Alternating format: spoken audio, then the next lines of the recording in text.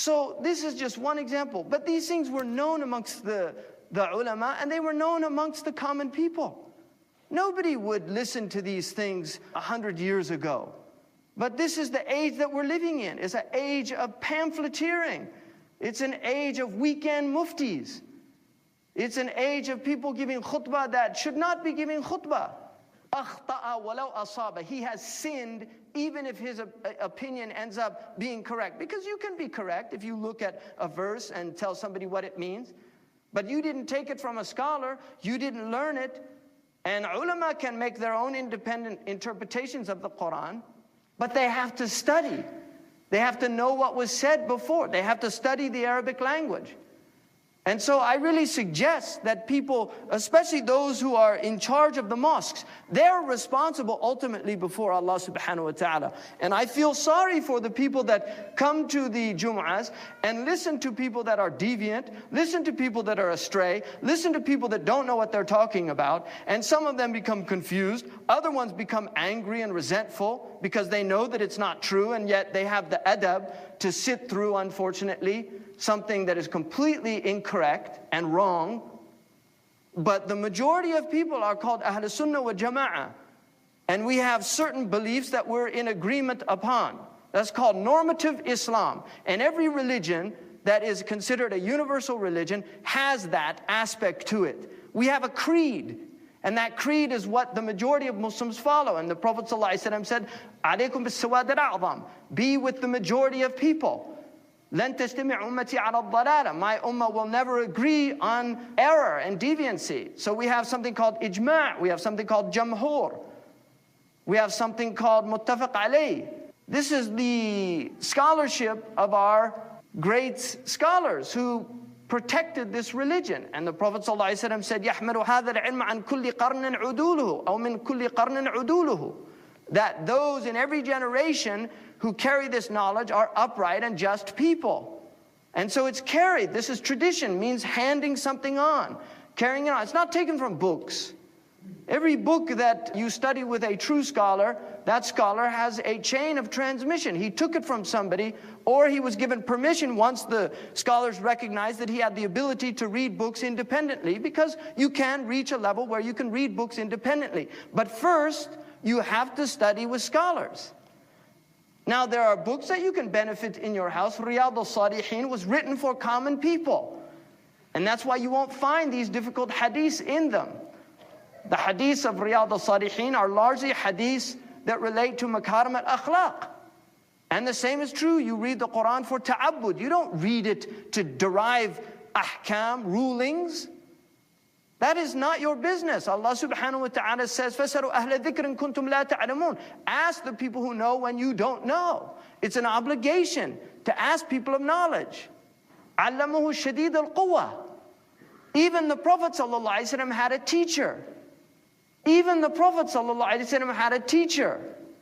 You cannot take knowledge that has any import or weight in this world, whether medicine, engineering. You don't want somebody who wrote books to build a bridge for you. He read books and he goes out and builds a bridge that people are going to drive across. You want somebody who studied in a university with qualified teachers, so that he doesn't do more harm than benefit. So this is very important for people to know. And I really stress that it is the people that are in the committees on the mosques that have to make sure that they are bringing qualified people to speak. Because this is a trust, it's a sacred trust. The mimbar is the mimbar of the prophets. It is a sacred trust. And at the time of the Prophet ﷺ, very few people, there were only 7 people in all of Medina that gave fatwa. Out of the tens of thousands of Sahaba, 7 people that gave fatwa. Because it's a weighty matter. And asking where the Prophet ﷺ's parents are in the next world is a fatwa. You're asking something related to the aqidah of the Muslims, what they believe. And the same is true for even people who have never heard of Islam. There's people that condemn them to the fire. Who are you to condemn people to the fire? When according to our ulama, even Ibn Rif'a, one of the great scholars, said that there are people on the earth who are kafiru حُكْمًا لَا مَعْنًا. They are kafir by ruling, but they are not kafir in meaning. And this is what we would call in English a non-Muslim. A non-Muslim is different from a disbeliever. Why? Because it's somebody who's never heard a message to reject or accept. Why would Allah subhanahu wa ta'ala take a person to account who was never presented a message? And one of the proofs about the Prophet's father, according to Imam Suyuti, is he was only 18 years of age when he died. He had just reached the age of adulthood. And he said he had no time to seek out the truth, even if we are assuming that he was not a muwahid. Because we know that Abu Sufyan fought the Prophet ﷺ for 20 years in battles. And after 20 years, Allah graced him with faith. You think Allah is so unjust that He would not expose somebody to the truth even one time, and that person dies without ever being exposed to the truth, and then takes him to account for that? That is not any understanding of the Lord of the worlds as He presents Himself in the Quran. Allah is just. Rahmati wasi'at kulla shay. Allah subhanahu wa ta'ala says in the Quran, وَلَا تَجْعَلُوا لِلَّهِ أَنْدَادًا وَأَنْتُمْ تَعْلَمُونَ. Don't set up idols with God once you know. It's called jumla haliyah. In other words, you are aware of what you're doing. So even by that, the ulama said, even the idolaters are not thrown into the fire if they did not receive a message. And some of them said those who are thrown into the fire are the ones who, all of the ayahs that were, all of the hadiths that indicate the people before Islam are in the fire relate to those who introduced these ideas. Like Amr ibn Lahi, the first one to bring idols to Mecca. That's a man, we know his name. He introduced idolatry into Mecca.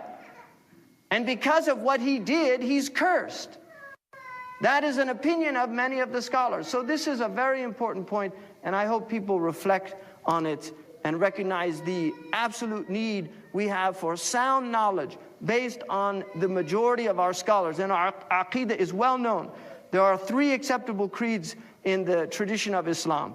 What's called the Athariyah, which is the creed of Imam al-Tahawi, which is a very simple, basic creed.